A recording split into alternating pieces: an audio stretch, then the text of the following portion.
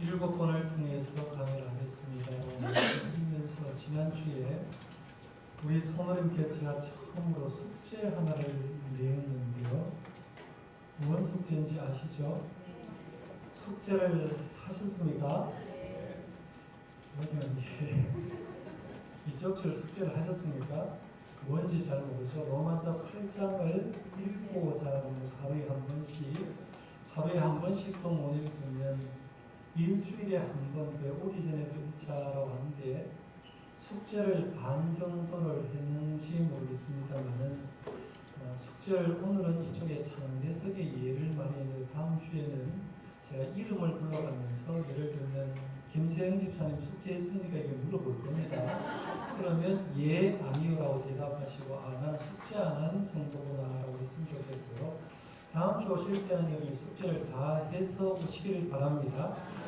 로마서 8장이 얼마나 중요한가 지난주에 슈편의 말을 인용해서 제가 말씀드렸습니다.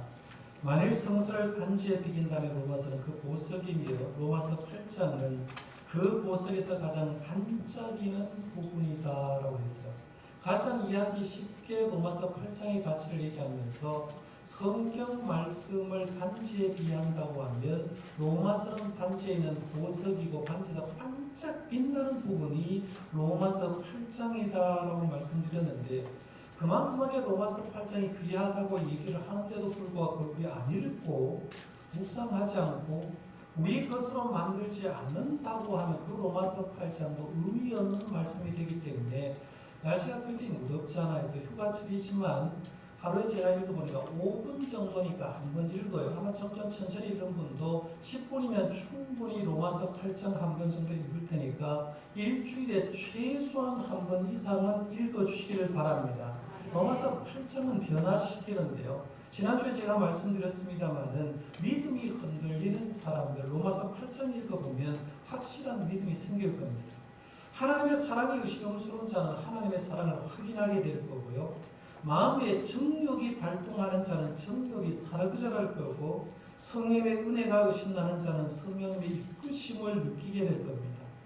나 혼자야 고독하다고 생각하는 사람은 자기 이 로마서 8장 말씀을 읽은 것 가운데 내가 혼자가 아니라 성령님이 나와 함께 계시다는 걸 느끼게 될 거고 기도 응답이 오지 않아서 고민하는 성도는 이 말씀 보면서 어떻게 기도하면 응답이 오는지 기도 응답을 반드시 온다는 걸 느끼게 될 겁니다. 고통에 빠진 자는 이 말씀을 통해서 구출함을 받을 거고 앞날에 대한 소망이 없는 사람들은 앞날에 대한 소망이 생기는 것이 이 말씀인 줄 믿으시길 바랍니다. 그러니까 믿음의 선진들이 이 말씀 속에 살아난 사람이 많다고 우리들도 이 말씀에서 좀 살아나는 그런 경험들을 저와 여러분들이 함께 체험할 수 있기를 바랍니다. 지난주에 1절에서 4절 말씀을 통해서 믿음의 사람이 어떤 존재인가를 두 가지를 말씀드렸어요. 첫 번째는 우리는 그리스도로 인해서 죄와 사망에서 해방되었다라고 했어요. 죄와 사망의 늪에서 빠져나갈 수 없는데 죄 없으신 예수님 때문에 우리는 죄와 사망에서 해방되었다라고 생각해요. 그리고 그 다음에 1절 말씀으로 올라가면 그러므로 우리에게는 더 이상 정죄함이 없다. 예수 믿는 사람 갖다 놓고 사탄마귀가 우리를 죄 있다고 정죄할 수 없다라고 얘기하는데요. 중요한 내용이니까 한번 따라해 보겠습니다. 나는 예수님으로 인해 죄와 사망에서 해방되었다. 나에게는 더 이상 정죄함이 없다. 믿습니까?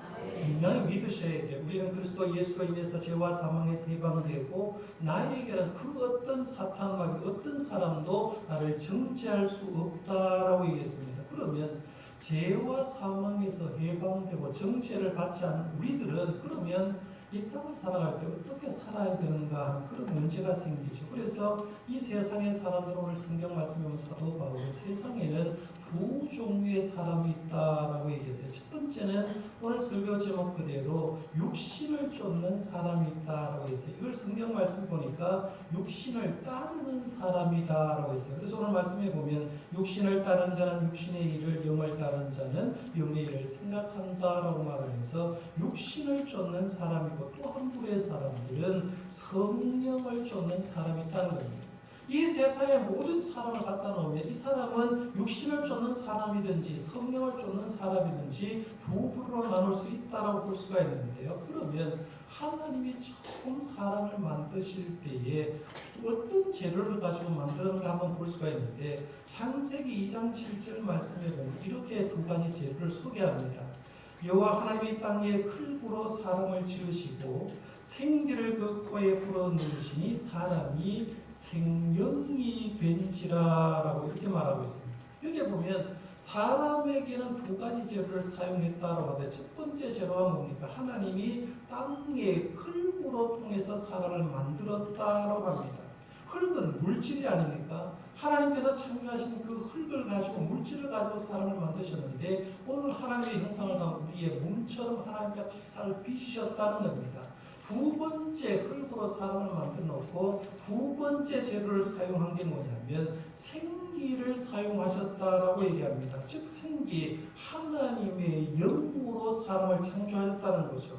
하나님은 흙으로 사람을 만든 다음에 생기를 그 코에 불어넣음으로 우리가 숨을 쉬고 있고 하나님의 사람이 된 것을 보게 되는데, 흙과 생기가 합쳐져서 된 사람을 성경에 보면 사람이 생명이 되었다는 거죠. 살아있는 영, 하나님을 알고 있고 하나님을 믿을 수 있는 생명이 되었다는데요. 물질과 영의 절묘한 조합을 가지고 있는 게 이 세상의 사람이라면, 짐승은 그걸 몰라요. 짐승은 그걸 모르는데 사람은 흙과 물질과 영으로 조합된 사람인데, 문제는 이 물질과 영으로 조합된 사람을 만들어 놨는데, 에덴 동산에서 아담과 하와 죄를 지음으로 통해서 하나님이 계시고 영이 계시될 그 자리에 사탄마귀가 들어온 거죠. 이 사탄마귀가 들어오는데 그냥 들어온 것이 아니라 우리에게 죄를 가지고 들어오고 죄의 결과인 사망을 가지고 들어왔다는 겁니다. 에덴 동산부터 영으로 하나님과 거주하고 살아야 될 그 자리에 마귀가 들어옴으로 통해서 사망이 들어오고 죄가 들어와서 하나님과 거주하지 못하도록 만들었는데, 하나님은 그 사람이 너무 안타까워서 구약시대에 보면 희생 제사를 하나님께 드림으로 하나님을 만날 수 있도록 했다는 거예요. 구약시대에 제일 중요한 건 뭐냐면 레위기에 나온 5대 제사입니다. 5가지 제사를 지냄으로 통해서 내가 죄인인데 죄의 용서함을 받고 하나님께 갈 수가 있고 하나님과 거주할 수 있다라고 했고, 구약시대는 이렇게 죄를 희생 제물로 통해서 하나님께 죄의 용서를 받고 하나님께 가고, 신약시대에는 죄 없으신 예수님을 하나님이 배우셔서 십자가에 돌아가심으로 인해서 죄와 사망의 법에서 우리를 해방시켜 줬다라고 얘기합니다. 문제는 이 세상에 살아가는 사람이 다 예수를 믿지 않는다는 얘기입니다. 어떤 사람은 예수를 믿고 하나님의 영을 회복된 사람이 있는가 하면, 어떤 사람은 아직도 예수를 알지 못해서 세상에 육신을 가지고 사는 사람이 굉장히 많다는 얘기입니다. 그걸 오늘 성경 말씀에 보면 이 세상에는 두 부류의 사람이 있는데 육신을 쫓는 사람이 있고 성령을 쫓는 사람이 있다라고 이렇게 정리하는 거예요. 이걸 오늘 말씀을 통해서 잘 읽어보면 육신을 쫓는 사람 대 성령을 쫓는 사람을 비교를 했는데, 제가 오늘 설교 제목을 그대로 한번 붙여봤습니다. 육신을 쫓는 사람 대 성령을 쫓는 사람을 좀 비교를 해보고 정리를 해보니까 이런 정리가 나왔어요. 한번 보십시오. 육신을 쫓는 사람은 생각을 하는데, 어떤 생각을 하느냐 하면 육신의 일만 생각한다는 겁니다. 우리가 생각을 하는데 눈 뜨고 눈을 감을 때까지 생각하는 게 뭐냐면 세상적인 것만 자꾸 생각하는 사람들이 많다는 거예요. 세상에 먹을 것, 세상에 물질, 세상에 건강, 전부 다 세상적인 것만 생각하는 사람들은 육신을 쫓는 사람이라는 거죠. 그 사람들은 육신의 일만 생각합니다. 반면에 성령을 쫓는 사람은 어떤 생각을 하냐면 영의 일을 생각합니다. 내가 어떻게 하면 오늘 하루를 하나님 기뻐하시는 일을 할까?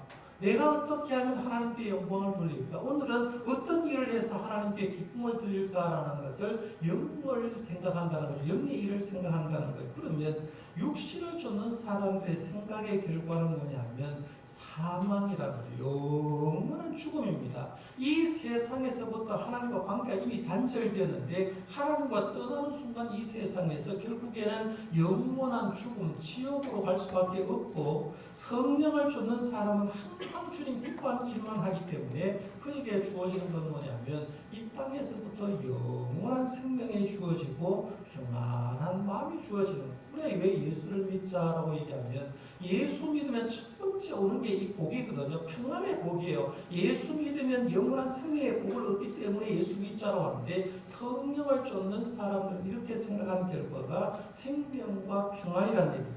그러면 육신을 쫓는 사람하고 성령을 쫓는 사람하고 하나님의 관계를 어떻게 맺느냐 하면 육신을 쫓는 사람은 하나님과 원수되는 일을 합니다. 하나님이 하지 말라고 하는 것만 꼭 하는 거예요. 그 다음에는 하나님의 말씀을 거부합니다. 여러분 지금 설교를 들으면서 말씀이 탁탁 튀는 사람이 있을 거예요. 이 사람은 육신의 사람일 경우가 굉장히 많습니다. 같은 교회 생활에도 어떤 사람은 육신 속에 있고 어떤 사람은 영적인 생활 속에 있는데 말씀이 거부가 됩니다. 그 다음에 육신을 쫓는 사람은 하나님과 관계 속에서 절대로 하나님을 기쁘시게 하는 일을 할 수가 없습니다. 그러니까 하나님을 기쁘시게 못하고 성령을 쫓는 사람들은 그 속에 성령님이 내주하고 계시는 거죠. 그럼 하나님이 어디 계시냐면 성령을 쫓는 사람 하나님은 이미 내 속에 계세요라고 얘기를 하고 있고 그 사람은 항상 하나님을 생각하는 거죠. 내 삶을 통해서 하나님을 기쁘시게 해야 되겠다라고 생각한다는 겁니다. 자, 그럼 조금 더 구체적으로 생각해서 육신을 쫓는 사람이라는 게 도대체 뭐냐 하는 겁니다. 육신을 쫓는 사람이라는 것은 하나님과 원수된 거예요. 그 죄로 인해서 하나님과 원수가 되어서 하나님과의 관계가 단절된 사람, 그리고 하나님과의 관계가 단절되니까 당연히 사람과의 관계도 단절됩니다. 이런 사람은 전부 다 자기중심적입니다. 세상지향적입니다. 보고 듣고 생각하는 모든 초점이 누구한테 있느냐면 자기 주관입니다. 내 쪼대로 안 되면 안 돼요. 세상대로 내 방법대로 돼야 되고 세상 판단도 내가 듣고 보고 있는 대로 다 가야 된다라고 볼 수가 있는데요. 일반적으로 사람은요 하루에 2만 리터의 공기를 호흡한다고 합니다. 공기를 내쉬고 들이마시고 하는 게 2만 리터라고요. 사람은 하루에 생각을 하는데 몇 가지 생각을 하느냐 하면 2만 가지 정도 생각을 한다라고 얘기를 합니다. 한번 보세요. 공기는 뭐 제가 생각하지 말고 여러분 지금 잘 숨 쉬고 있으니까 넘어가고 하루에 2만 가지를 생각하는데 하루가 얼마 정도가 되느냐 한번 보십시오. 하루는 24시간이죠. 1시간은 몇 분이에요? 60분입니다. 1분은 60초입니다. 그렇죠? 그러면 하루를 초로 나누면 얼마가 나오냐면 86,400초가 나옵니다. 하루가 86,400초가 나오는데 86,400초를 살아가면서 2만 번의 생각을 하면 사람은 평균 4.32초마다 한 가지씩 생각한다는 거죠. 하나, 둘, 셋, 넷, 딴 생각하라. 제가 지금 설교를 열심히 해도 신통차게 생각하지 않으면 하나, 둘, 셋, 딴 생각하라. 또 딴 생각하라. 이렇게 한다. 모든 사람이 그렇게 생각한다는 얘기입니다. 문제는 4.32초마다 한 가지 생각하는 것이 사람인데 육신을 쫓는 사람, 자기중심적인 사람, 세상적인 지향적인 사람은 전부 다 생각을 누구를 위해서 하느냐면 자기를 위해서 한다는 거예요. 그러니까 하나님의 생각하지 못하는 겁니다. 육신을 쫓는 사람이 어떤 사람일까? 제가 한번 예를 한번 들으면 좋겠다 생각해서 생각해 보니까요. 여러분이 한번 말씀드린 적이 있는지 모르겠는데 제가 경주에서 부목사 생각할 때 한 가정이 생각났습니다. 20년 벌써 된 얘기입니다. 제가 당시에 경주에 섬길 때 교회에서 성교원을 참 잘 꾸렸어요. 저희 아이들도 그 성교원을 다녔는데 성교원은 여러 가지 교인의 자녀도 있지만 불신자의 자녀들도 굉장히 많이 와서 이제 성교원을 다녔는데요. 어느 날 성교원에 다니는 6살난 딸아이가 집에서 사고로 죽었다고 연락이 왔습니다. 6살 딸아이가 세탁기에 들어가서 자기도 모르게 뭘 같이 버튼을 잘못 눌려서 세탁기가 돌아가서 그 물에 빠져서 죽었다고 얘기를 하고, 그 집에 부인, 이제 그 아버지 어머니 교회를 다니지 않는 사람 아이만 6살짜리 이제 성경을 보냈는데, 장례식을 치러 달라고 해서 이 담임 목사님 장례식 치르는 게 아니라 제가 부목사니까 이제 거기에서 장례식을 치렀습니다.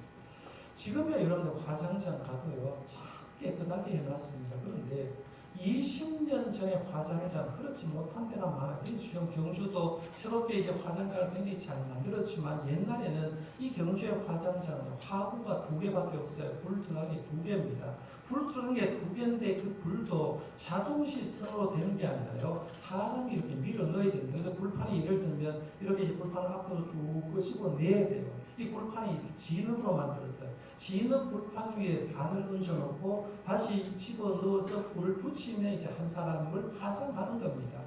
문제는 그때 당시에 이제 장례식을 예배를 드릴 때, 화장 예배를 드릴 때, 이 화장에서 불을 해서 불판을 꺼내놓고 여기에 바늘 얹어놓고 예배를 드립니다. 보통 그랬거든요. 요즘은 그렇게 하지 않습니다. 이 의식실이 없어져 버리는데요. 보통 어른들은 이제 연세가 들고 크기 같으면 관을 만들잖아요. 6살 난 딸아이 성경 아이는 6살밖에 안 되니까 이만하게 안 됩니다. 관이 없어요. 관이 없으니까 성경 원복, 다른 원복을 입혀가지고 그러놓고 이제 장례식을 치르는 겁니다. 문제는 금방 한 사람을 화장을 한 그 판을 꺼내니까 아직도 달구어져 있을 것 아닙니까? 보통 것은 관을 그냥 얹어놓고 하기 때문에 괜찮은데, 달구어는 불을 딱 해놓고 아이를 딱 올렸는데 원복이 타는 냄새가 나는 거죠. 근데 이제 거기서 서서 제가 아버지 어머니 옆에 서고, 그 다음에 성경 선생님 몇 분 도의를 세워놓고 장례식을 진례하고, 그리고 집에 돌아왔어요.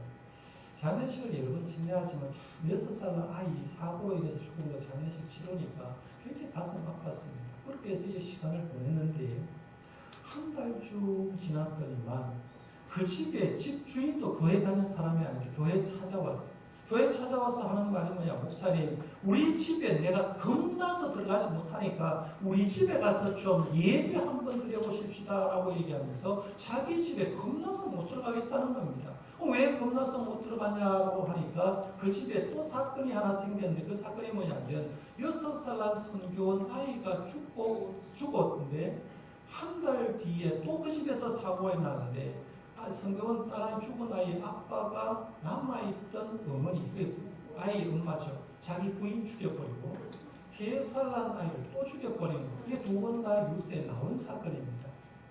한 집에 사람이 3명이나 죽으니까 불신자도 자기 집에 자기가 못 들어가니까 겁나니까 저를 와가지고 예배를 드려달라고 얘기합니다. 그렇게 해서 사건의 전말을 가만히 계산을 해보면 이렇게 나오는 거죠. 단칸 세방에 옛날에 세를 많이 살았는데, 단칸 세방에 부부가 집을 생활하는데 아이를 둘 낳은 거죠. 6살 하나, 3살 하나 낳았는데, 세방에서 부부 관계를 하다 보니까 이 남편이 아내와 부부 관계만 하려고 하면 6살 아내가 걸구적거리는 거죠. 걸구적거리니까 이 아이를 세탁기에 넣고 돌려버리고 죽이는 거예요. 그 다음에 와가지고 한 달 뒤에 장례식을 치러 나오니까 안 그래도 죄책감이 있는데, 그 부인하고 아이를 보니까 죄책감에 있고 가정이 화목하지 않으니까 이 아버지가 나머지 부인하고 아이를 다 죽어버린 거예요. 일가족을 다 몰살시켜버리는 겁니다.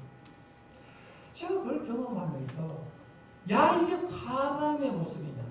지금 여러분 뉴스를 통해서 사람 같지 않은 사람의 모습이 굉장히 많이 등장하는데, 저는 저 주변에서 제가 경험한 그 사건을 경험해 보면서 어떻게 이게 사람의 모습일 수 있냐는 거. 이 사람이 뭘 보고 뭘 생각했기 때문에 사람이 왜 이런 사람이 되었을까라고 생각해 보면서 굉장히 가슴 아팠던 적이 있습니다. 화장장 얘기가 나왔으니까요. 경주 화장장에 이제 화장을 교인 수가 많으니까 이제 화장하러 자주 가보면, 화장장에 요즘 일하는 직원들이 유니폼 쫙 맞춰 입고 명찰 딱 따고 깨끗합니다. 근데 경주의 화장장에 화장하시는 할아버지가 있는데요. 아마 제 생각엔 평생 거기서 일했던 것 같습니다. 하루 종일 하는 게 뭐였어요? 아침부터 저녁까지 불판 꺼내서 방 올리고 태워서 재를 꺼내고, 사람 뼈가 조금 남아있으면 그 뼈를 모아서 찧어서 가루를 만들어주는 일을 하고, 하루에 몇 사람을 화장하는지 몰라요. 그런데요, 할 때마다 느낀 게 뭐냐면, 마귀가 얼굴이 있다고 하면 저 얼굴 아닐까. 머리는 머리카락이 헝클어져 있고요. 옷은 낡아빠진 옷을 입고 표정을 짓는데 표정은 완전히 무표정하고 사람의 얼굴이 아니라고 싶을 정도. 물론 제가 직업을 얘기하고 싶은 것은 아닙니다. 왜냐하면 이 사람은 늘 사람 죽는 거 화장하는 것만 보다 보니까 자기 얼굴이 꽉 죽은 사람처럼 그런 모습을 하고 있는 걸 보게 됩니다. 육신을 쫓는 사람이라는 게 바로 이렇다는 겁니다. 자신만 생각하는 거죠. 내 일만 생각하는 거예요. 내 중심만 생각하는 거예요. 그러니까 내 중심으로 살아가니까 하나님이 안 보이죠. 하나님의 법이 보일 일이 없다는 거예요. 그러니까 그렇게 사는 사람의 결말은 이 세상에도 죽음이지만 영원한 죽음, 지옥에 빠질 수밖에 없다는 거예요. 이런 사람을 복음 전하기 쉽겠습니까? 장로만 창시하던 갈병은 이런 말을 했어요. 교만한 사람에게 하나님의 진리를 가르치는 것은 당나귀에게 음악을 가르치는 것보다 더 어렵다라고 했어요. 자기 중심에 빠진 사람에게 복음 전하는 것은 당나귀에게 음악 가르치는 것보다 더 힘들다는 거죠. 그만큼하게 영혼 구원하기 힘들다라고 얘기하는데, 한마디로 말하면 이 육신을 쫓는 사람은 헤어나기가 그렇게 어렵다는 그 얘기를 하는 거예요. 그 다음에 두 번째, 성령을 쫓는 사람은 오늘 말씀에 보면 한마디로 그리스도인이 성령을 쫓는 사람이다라고 했는데요. 오늘 말씀에 한번 보십시오. 성령을 여러 가지로 표현을 했어요. 9절 말씀에 보면 이렇게 말합니다. 만일 너희 속에 하나님의 영이 거하시며 너희가 육신에 있지 아니하고 영에 있나니 누구든지 그리스도의 영이 없으면 그리스도의 사람이 아니다라고 얘기하면서 사도 바울은 성령을 표현하는데, 성령은 하나님의 영이다. 성령을 그리스도의 영이다라고 했어요. 그 다음에 11절 말씀에도 봐도 예수를 죽은 자 가운데서 살리시니 영이 너희 안에 거하시며 이렇게 말하면서 성령을, 예수를 죽은 자 가운데서 살리시니 영을 성령이라 했다는 거예요. 우리 성도들이요, 성부 하나님 잘 알고요, 성자 예수님 잘 아는데 성령 하나님에 대해서 모호하게 알고 있는 분이 많아요. 성령 하나님을 성경 말씀에 보면 하나님의 영, 그리스도의 영이다라고 얘기하는데, 신학적으로 자세하게 좀 공부를 해보면 사도 바울과 사도 요한이 성령님을 얘기할 때 약간 다른 각도로 얘기하는데요. 사도 요한은 성령을 이렇게 주로 얘기합니다. 역사적으로 있었던 그리스도가 부활 승천하신 다음에 영으로 와 계신 것을 성령이라고 한다. 이렇게 했어요. 우리가 생각할 때 예수님이 십자가 지시고 부활하셔서 하나님의 보좌 우편에 앉아 계신다라고 생각하는데, 지금 요한은 이렇게 하는 거죠. 예수님이 하늘로 간 다음에 성령으로 여기 와 계시다는 거죠. 그러니까 예수님은 무소부지하신 분이니까 하나님 우편에 앉아 계시면서 영으로 이 세상에 와 계신 분이 예수님이다. 이렇게 얘기하는 거예요. 그러니까 예수님의 사역은 지금도 성령의 역사를 통해서 계속 이루어진다는 겁니다. 사도 바울은 이렇게 해석했어요. 사도 바울은 앞으로 재림하실 그리스도, 우주를 심판하실 그리스도가 먼저 영으로 오셔서 계신다는 입장을 취합니다. 그러니까 성령이 이 땅에 오셨다는 것은 예수님의 영인데, 앞으로 재림하실 예수를 미리 보여주는 게 성령님이라는 거죠. 그러니까 항상 그 중심에 두 사람의 공통점은 뭐냐면 성령은 그리스도의 영이라는 거죠. 예수님이 보내신 영이고 예수님이 보내신 영이기 때문에 곧 이것은 예수님의 영이다라고 얘기를 하고 있는데, 예수님은 2000년 전에 육신으로 와 계시고 지금은 성령으로 우리한테 와 계시고요. 미래는 완전한 인격자로 우리에게 오시는 줄 믿으시길 바랍니다. 여러분이 조금 어려울 수도 있는데 하여튼 들어보시고. 그래서 정리하면 이렇습니다. 성령은 곧 그리스도의 영으로 계신다는 것이다. 이렇게 정리할 수가 있습니다. 오늘 말씀 9절 하반절에 보십시오. 누구든지 그리스도의 영이 없으면 그리스도의 사람이 아니라. 성령님이 여러분과 함께 하심을 여러분 믿습니까? 예수님이 영으로 여러분과 함께 하심을 믿습니까? 그러면 내가 그리스도의 사람이라는 거죠. 그러면 내가 예수쟁이라는 거죠. 그러면 내가 신앙생활하면서 예수님의 영이 지금 살아서 나와 함께 한다. 그러면 바로 예수쟁이라고 얘기할 수가 있는데, 그러면 세상을 살아가면서 그리스도의 영이 내재하고 있는 사람들은 무슨 일을 하느냐면 성령을 쫓는 생각을 한다는 거죠. 성령의 일을 생각합니다. 어떻게 하면 하나님의 뜻이 할까? 내가 어떻게 하면 하루살이 하나님께 영광을 돌릴까? 하고 생각하면서 하나님의 영광을 위해서 살다 보면 어느 순간 내 속에 평안한 마음이 들고 영원한 생명을 이 세상에서부터 누리고 산다라는 얘기입니다. 제가 육신을 쫓는 사람 예를, 경주의 예를 들었다고 하면 성령을 쫓아서 사는 사람의 예를 2주 전에 하나님께 부름받은 효천교회 고 황복한 목사님의 얘기를 좀 드리려고 합니다. 7월 20일 별세하고 7월 22일날 장례식을 치렀으니까 2주가 아직 안 돼서 2주 정도 됐는데요. 효천교회 담임 목사님이셨죠. 53년생이니까 집으로 말하면 67세 정도, 한국 나이로 67세고 우리 노예 부노회장으로 사역하다가 이제 하나님께 부름받았습니다. 이 황 목사님 글 쓰는 특별한 은사를 좀 받은 것 같은데요. 매월 월초, 우리가 월초 새벽에도 1일이 되면 이 황 목사님은 노예 목사님들과 장로님에게 자기 쓴 글을 이번 달은 이렇게 했으면 좋겠습니다라고 조금 글 하나씩을 보냈는데 7월달 자기가 투병 생활을 하면서 진통제로 견디기 어려운 그런 시간을 보내면서 7월 20일 날 제가 돌아가셨다고 말씀드렸죠. 7월 20일 돌아가셨는데 7월 1일 날 노예원에게 글을 보냈는데 이런 글을 보냈습니다. 내 마음 7월에 담아 푸른 하늘처럼 높이 올라가 세상을 바라보고 싶어라. 뭉갯 구름처럼 더위에 지친 이들의 시원한 그늘이 되고 싶어라. 한여름 소나기처럼 예고 없이 뜨거움을 식혀주는 청량제가 되고 싶어라. 한 줄기 바람처럼 무거운 짐을 진 자들의 땀을 식혀주고 싶어라.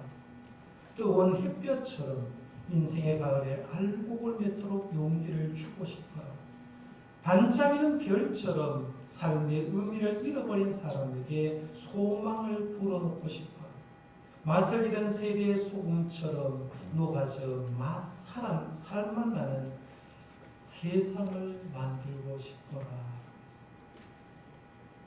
진통제로 인해서 고통당하는 그 목사님이 푸른 하늘처럼 뭉게구름처럼 한여름의 소나기처럼 한 줄기의 바람처럼 뜨거운 햇볕처럼 반짝이는 별처럼 맛을 잃은 세대의 소금처럼 남을 위한 삶을 살았으면 좋겠다 하고 써가지고 한 가지를 더 소개하겠습니다. 암으로 고통당하면서 그 아픔을 가지고 글을 하나 썼어요. 제목은 아픔입니다. 우리 성도는 보통 몸이 아프면 암 걸리면 하나님께 저주받았다, 나 버림받은 것 같다 이렇게 하는데 황복한 목사님이 이렇게 표현했습니다. 아픔으로 주님을 찾으니 아픔은 주님을 만나는 통로입니다. 아픔으로 길이 막히니 아픔은 새로운 출발입니다. 아픔으로 타인의 아픔을 이해하게 되니 아픔은 화평입니다. 아픔으로 많은 이의 관심을 받으니 아픔은 사랑입니다. 아플 때마다 나를 향한 주님의 사랑 따뜻한 손길이 느껴지니 아픔은 은혜의 통로입니다. 숨겨진 보물과 같이 아픔 속에서 발견되는 주님의 놀라운 은혜, 기쁨의 경원 눈가에 맺힌 새벽빛을 아픔은 숨겨진 또 다른 이름의 축복입니다. 여기 성도들 가운데 아파서 예수 믿는 사람 의외로 많이 있습니다. 건강할 때 예수 안 믿다가 아파서 하나님께 부름받은 사람이 굉장히 많은데 이 목사님은 자기의 세포가 암세포가 건강한 세포를 죽여나가는 그 가운데도 아픔을 생각하니까 아픔은 숨겨진 또 다른 이름의 축복입니다. 어떻게 이런 고백이 가능할까요? 암 투병하면서 죽어가면서도 이 아픔은 하나님 주신 축복이다라고 고백할 수 있는 게 뭐냐면 그는 평소에 성령이 주는 생각을 했기 때문에 그렇다는 거예요. 성령 주신 생각들, 성령을 쫓는 생각들, 내가 아픔까지도 죽음까지도 하나님이 나에게 주셨다고 생각하니까 그렇게 표현을 했다는 거예요. 그러니까 그의 마음속에 평안하죠. 기쁨이죠. 장례식은 눈물이 있지만 그의 삶은 장례식에 끝나는 것이 아니라 영원한 천국에서 주님과 함께 사실 줄 믿습니다. 이제 결단하십시다.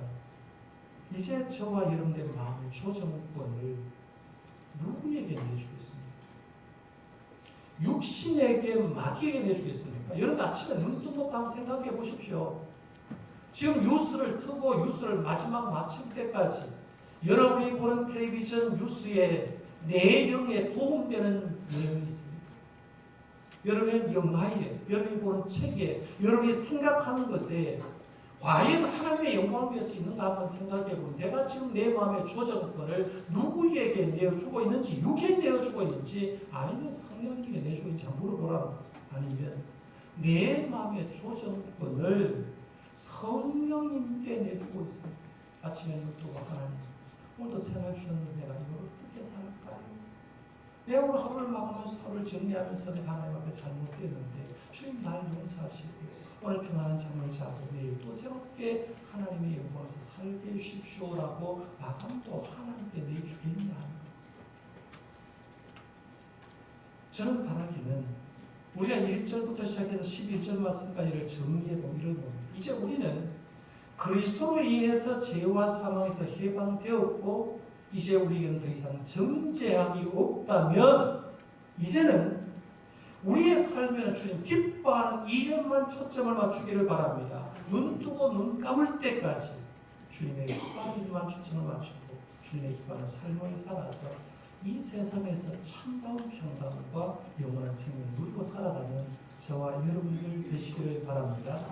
자, 오늘 말씀은 하나님 우리 주신 말씀을 숙제를 하면서 마감을 하겠습니다. 5절 말씀부터 11절 말씀이 하나님 우리 주신 말씀인데요. 이 말씀을 저와 함께 큰 소리로 읽으면서 오늘 말씀을 맺도록 하겠습니다. 하나님 주신 말씀 읽겠습니다. 시작. 육신을 따른 자는 육신의 일을, 영을 따른 자는 영의 일을 생각하나니 육신의 생각은 사망이요 영의 생각은 생명과 평안이니라. 육신의 생각은 하나님과 원수가 되나니 이는 하나님의 법에 굴복하지 아니할 뿐 아니라 할 수도 없습니다. 육신에 있는 자들은 하나님을 기쁘시게 할 수 없느니라. 만일 너희 속에 하나님의 영이 거하시면 너희가 육신에 있지 아니하고 영에 있나니 누구든지 그리스도의 영이 없으면 그리스도의 사람이 아니라. 또 그리스도께서 너희 안에 계시면 몸은 죄로 말미암아 죽은 것이나 영은 의로 말미암아 살아있는 것이니라. 예수를 죽은 자 가운데서 살리시는 영이 너희 안에 거하시면 그리스도 예수를 죽은 자 가운데서 살리시니까 너희 안에 거하시는 그 영으로 말미암아 너희 죽을 몸도 살리시리라. 아멘. 하나님 아버지 네 감사합니다. 이 세상에 많은 사람이 있지만 어떤 사람은 육신을 쫓고 사는 사람들, 어떤